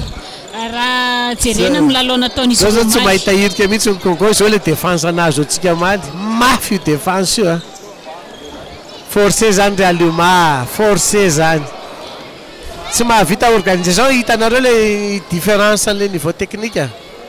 ny ato jerevy tsara tsy mbola misy zay miala seul mais le ary zay zany ilany an'le fahinana amby folo anao écran eo amin'ny poste eo amin'le lancer franc eo dia milibéré ny namany miala seul ny namany dia mamono moramora ny Congo ato tsy mahita hirika mihitsy tsy misy samy hafa le traikefa tsy maharesy azy raha izao tsy mahita hirika hoa tsisy idirana rindrimby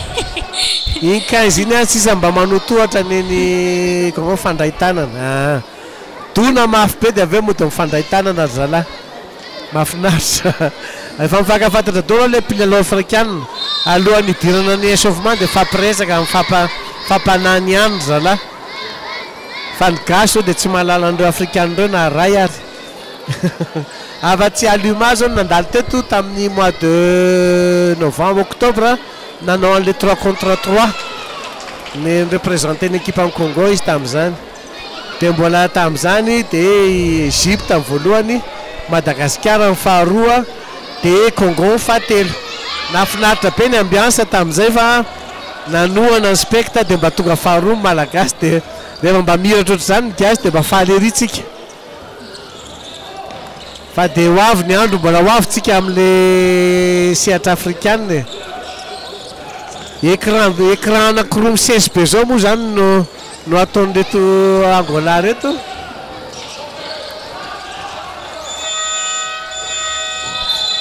tsy nikasika serso tapitra 24 secondes lasa ny Congo ny baolina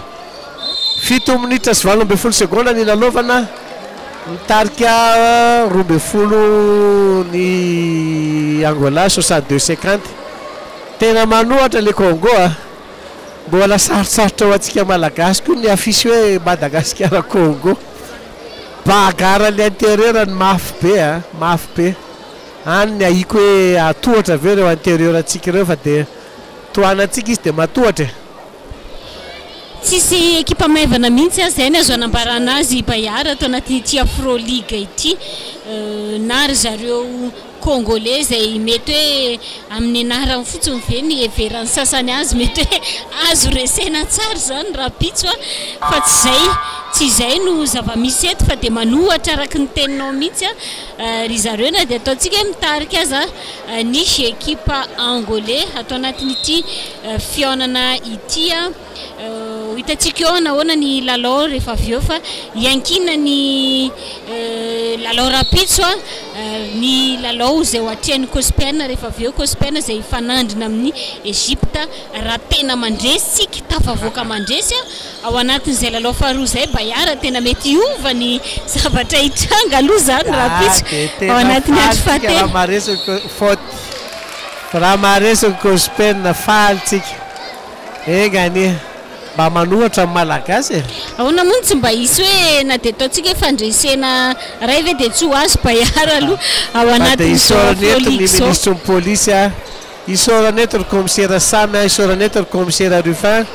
na ampijoro ny ekipa malagasy ny ekipany police nationale isorana daholo reo polisy rehetrarehetra nanohana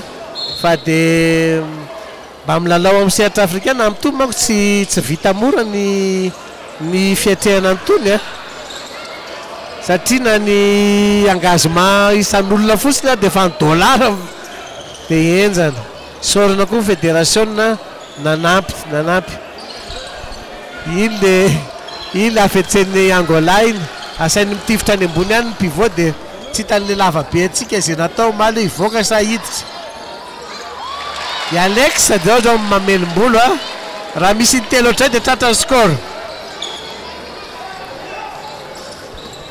zay le hoe nilazaina teo manohatra ny Congolais tsy miandry fotsiny spectacle zany ataon'le witch zany tanjaka zany abdomino zany lava be Roland nanohatra azy fa dia tena niantony izy dia natsipiny dia faute na dia matiny ay tsy maty zany fa raha maty zany lasa ny score Rozuba tsara zany ataon'ny Rozuba zany iverina 9 point indray ny écart ny fotoana 9 minitra sisa ny intérieur'le Congo tsara fa tsy manana périphérie ny elanelanisa io dia le 3 points ny elanelanisa amin'izao 3 points dia ny Angola koa manao organisation matomatotra noho ny Congo hita mihitsy zany le différence amin'le équipe efa organisé be za efa niona tamin'reto Angola reto tany Afrique du Sud en tant que coach fa dia raisiny amin'le défense pressina mafy be anao dia aveo tifiriny 3 points dia aveo débordeny dia sempotra anao tsy hitan'ny mpilalao malagasy atao tamin'izany zay le traikefa zay efa tena miavaka tokoa andry zareo Angolais reto aloha ato amin'ity tontolon'ny basketball ity Bayara ohatra ny afinaritra zany hitany fihaonany eo amin'ny Angolais sy Egyptianina izany hitantsika eo anahoana zay be le rapitso tongava maro fa na ny Madagasikara Congo tsika zany mba manantena hoe lanitsika ny Congo zay ny fanantenana tondrasaina pirenena daholo Padegna ne andesitsika androany dia andesy rapitso dia mba manao zay afrikanina any amin'ny top 8. Dia samy mbola miady aloha ny ekipa rotonta atao anatin'ity ampaefam-potoana faefatra farany ity 10 minitra be zao no mbola ilalaovana ho an'ny zareo angolais zay mampiditra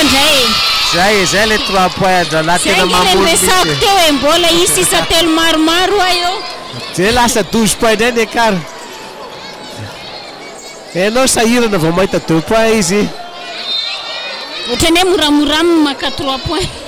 tena maîtriser mihitsy le 3 points tsy mikoropaka izy mitifitra lava be makazy fa tsy mikoropaka ary matitra izy ary ny tena tombony bayara tsy pilalao ray na roa fa izy rehetra dia saika mahavita zao napitra 3 points amintsika maly roa sy ray dôly fa fitambara 3 points fito valo nahazo atsika reto jeu intérieur ny tadaviny atao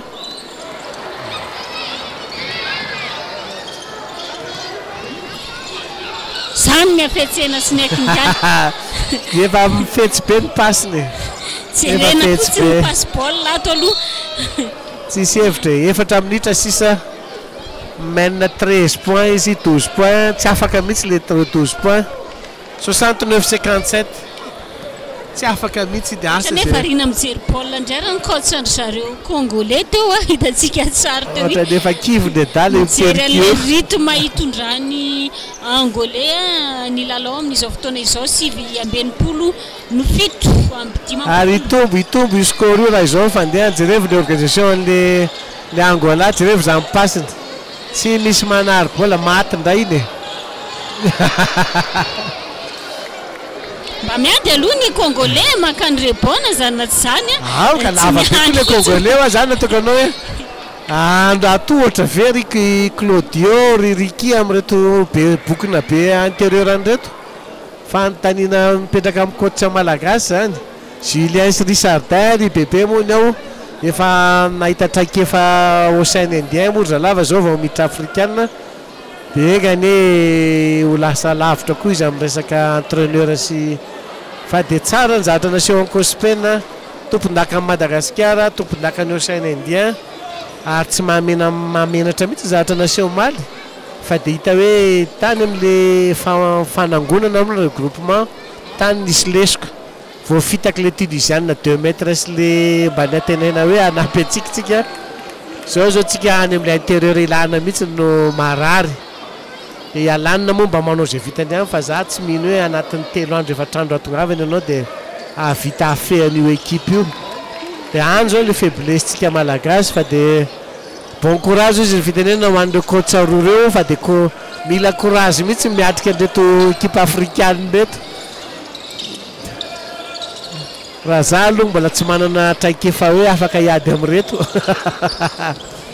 mampitombo traikefa ao anatin'izao fifaninanana izao mety ahy kosa avity ty jeux africaine dia everina any amin'ny Chypre anao za baolina zay efa nanandran'izy teo bayara aloha dia telo mihitsy tsy ravana ohatra zao nahazo agasomaly 3 points rarakopany tsisy hevitra kenao miditra kafoiazy any amin'ny anary iny zalahy ahodikodo mibola dia asiny alavitra any naika nisy daiky ndray reto tomboky fa dia votsitra mibola 3 minitra sy 7 seconda mitarika 2:7 raha ny salanisa aloha zany dia mety horesitsika malagasy ny Congo tsika ohatr'izao mbola niato mibola fa tsy ny mpilalao ihany no tsemboka eny ambony kianja aloha bayara fa mipanazatra ndry zareo angolais ihany koa dia tena mandindy misy trasy mihitsy jereo zao izy tena tsemboka be tsy tafapetraka mihitsy ny lehilahy zay tena hoe miara milalao tsy mba ohatra zay zao jerevy le ady le mpanazatra amin'ny Congo zao ohatra niny ambony mijery baolina dana mijery télé le dagasa iny varina mijery baolina sabotra an'le ray anao dia vonon'le raiko inona ary tsisy hevitra kivy hita hoe kivy ny ao ambany Congo hoe tsisy hevitra ty zalahy fa niny ina lazaina ambony ny traikefa ny Angola ambony tsy misy baolina ataotao fatany zany fa misy mifampilibéré, misy mitifitra miala seul ary izy tsisy miforcer zany ary rehefa ny équipe manana tir périphérique dia danger zay. Manama fifandreseny hatrany zany zareo angolais reto aloha. Ny tsika moa maly 76-99 firy moa zany 23 points kay zany. Ato zany zao 74-58 16 points. Manolo pilalao ndray ny Angola miala daoly ny telo efatra. Ka hita mihitsy hoe ny traikefa collectif an'le Angola ambony noho ny Congo. Ny Congo mety hatramin'le baolina hoentiny Aluma sy Alex fotsiny dia tsy hita hoe tsy raha vao mety hatramin'ny olona ray roa ianao dia tsy afaka fa mirahina be zao Congo ny Angola mifampilibéré dia misy miala seul dia mitifitra dia mahafaty. Misy ray sy roa tsy maty fa le maty ny tena tonga dia mamono anao. Ambony be zany pourcentage de réussite ny any amin'ny tir à 3 points. Zay zao ny écartn'io misy 10 enina écartna 3 points. Reny fa manangatsaka ny Égyptianina sy le lava be any Égyptianina misy rometatra sy 20 ato re tompoko fa mbola tsy mahay basket mitoaka any amin'ny plafond mihitsy ny lohany. Mioka izy miditra tao palais dia fana vahoaka ny spectacle malagasy. Ny fandrombana mihitsy maly makasary miaraka tamin'ny Siba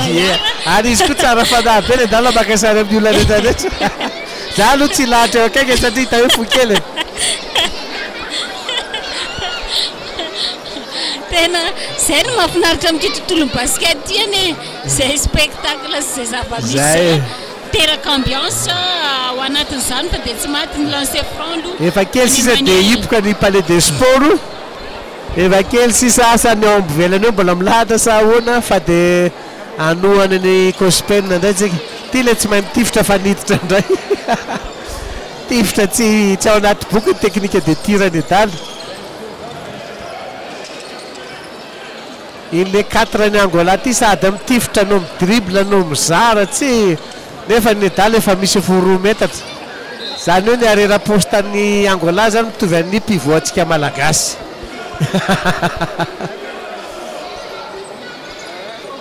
Fa ambony teknika collectif an'ny Angola karazany telo efatra zao ny hitako teto fomba filibérena tireur, fomba filibérena pivot dia naratsika zany dia santiona zany saika matin'le 4 indray Cyprien joueur malaza eto Afrique izy io vao ny aingatany dia fa attention le numéro 4 Cyprien faute Cyprien. Roa minitra tsy iravana mitarika 16 points tsisy miracle atsony efa mampiony tena ny Congolais na le coach rehefa ohatrany kivy ohatrany Tayatour zany le tala. Faresena faharoa kosa aloha Bayara ho an'ny zareo Congolais ao anatin'izao fihaonana izao fa aokanao kosa aloha le mpanazatra. Jery baolina izy mety mitovy aminao ihany izy aloha raha fijery pazy tena hoe mijery baolina izy mijery hoe manao caméra kely ali alevo caméra kely io hitanana io aseo caméra efa mitongilana fotsiny dia dany nefa efa menina 16 points ny coach-ny Angolais ato mbola mibitabitaka be tsy mipetraka mihitsy. Roa minitra tsy iravana mandany andro tsy tanareo fa mahay milalo chrono full seconde fetsy be zalahy mandany andro indray zao iny.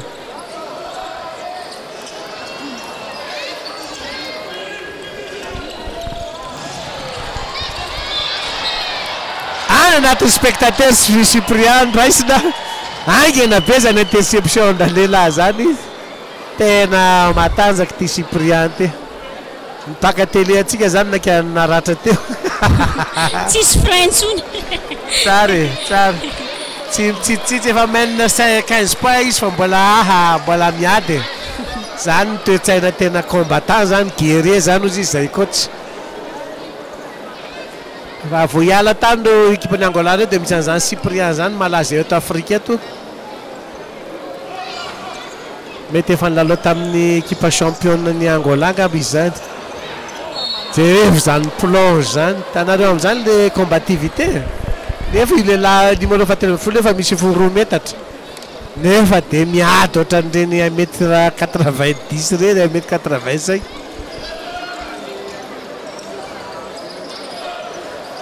sy azo magaga raha mba mijery télé amin'izao fotoana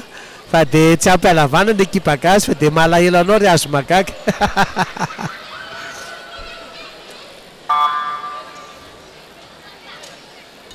Mifampiresaka tsara zao le Rizuba sy le Cyprien tsy ahita ny resahan-dralahy aloha fa de mifampiresaka hoe za tsy namely an'lahy elahy namely fandray tanana fanazava hita efa mifankafantatra ho aza lava fanany ihany hitanareo amin'izany fa Rizuba to zao malaza ny Congo ary Cyprien malaza ny Angola de efa mifankafantatra fampimeme. Efa matetika miona ty amin'ny fifaninanana africaine ry zareo reto. Eka zay hoa le ataoko hoe mifampiona foana reo. Efa mifampi-se respecter, mifampi-estimer, mifandray tanana, mifampipekapeka tanana. Ary zay somary nampalahelo kely tamin'le fin de match atsika ohatra nisy anti-jeu kely nataon'ny équipe malagasy. Rehefa resy de tokony mahay resy. Mampiseho foana ny esprit sport sy fair play. Be da be lesona azo tsoahana tamin'le match Mali. Mbola tsy lancer franc fa mbola 3e faute kely rehefa feno 4 faute manko ny équipe de lancer franc dolo faute de manao zay arrêtenan'ny lalao zao ny Congolais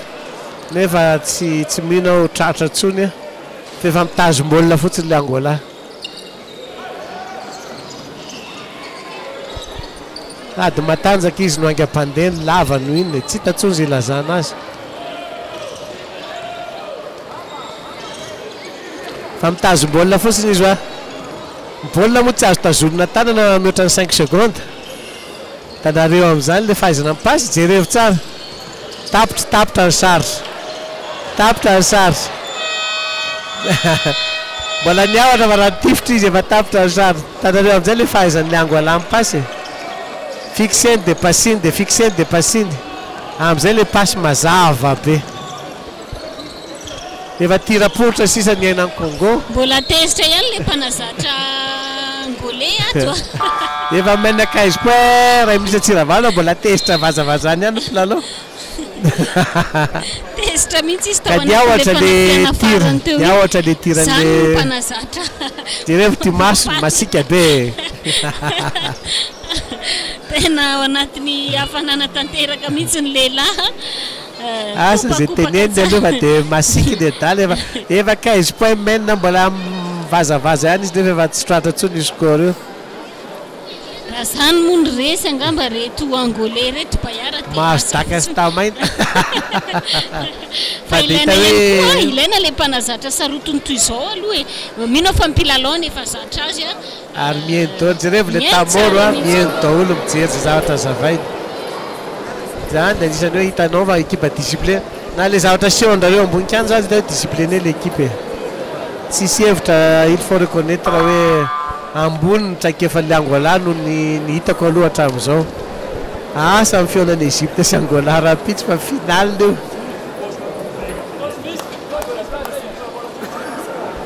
De niteny ny mikarakara ny Cospena raha maharesy Egypte ny Cospena androany.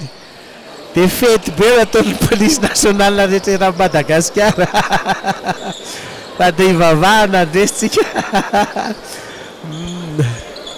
Fa de isorana aloha ny mpikarakara ny police nationale, ny police rehetrarehetra, ny ministre ny sport.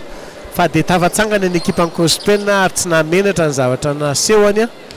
Fa de isorana daholo toy izany ny rehetrarehetra ny fédération malagasy. Tanareo amin'izany le karazany écran mahazo an'le any. Miala seul le 13. 13 moa de ohatrany tsaboto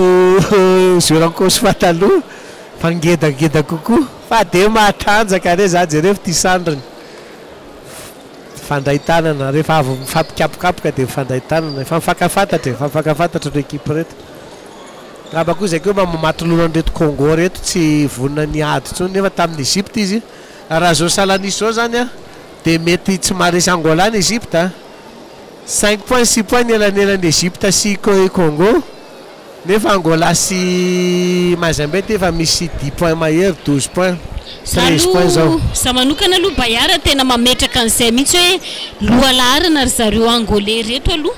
atreto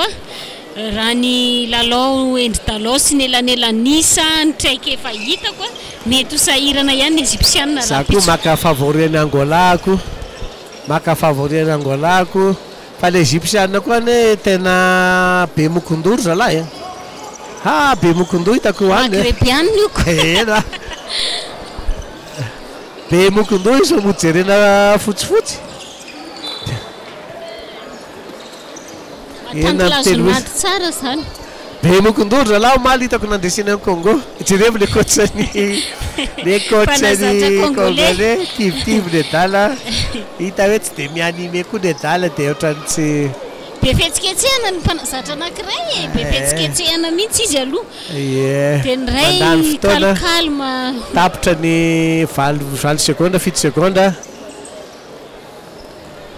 efatra secondes tsy mainky atsony ina moa ny rotorotona na mene ny Angola ny Congolais 10 secondes sisa de ho vita ny lalao zao score nefa ny ery-dalao nafinaritra teto amin'ny palais reraka ihany ny Congolais zany engany eo reraka izy raha pitso manao amintsika tsika koa nefa hiatrika an'le Egypte enjakenjana ihany vao maharesy Egyptianina ary de tapitra aloha zany ny fiaonana teo amin'ny Petro Atletico izay mitarika nandresy tamin'isa 7-7 no 2-20 nanoloana ny Mazembe avy any Congo tao anatin'ity fiaonana ity fandresena faharoa zany no azondry zareo angolais ao anatin'izao Afro Liga izao raha toka faharesena roa kosa no azony ekipa avy any Congo rehefa avy eo dia ny fiaonana eo amin'ny kospenany Madagasikara sy ny ekipa avy any Egypte any izay fampitana rehefa avy eo ao anatin'izay fiaonana izay fa mialohany atongavana ao anatin'izay fiaonana izay dia averinay any aloha sindray aloha ny sary sy ny feo fa miverinety zay rehefa avy eo ao anatin'ny fampiainana misy lalao faharoa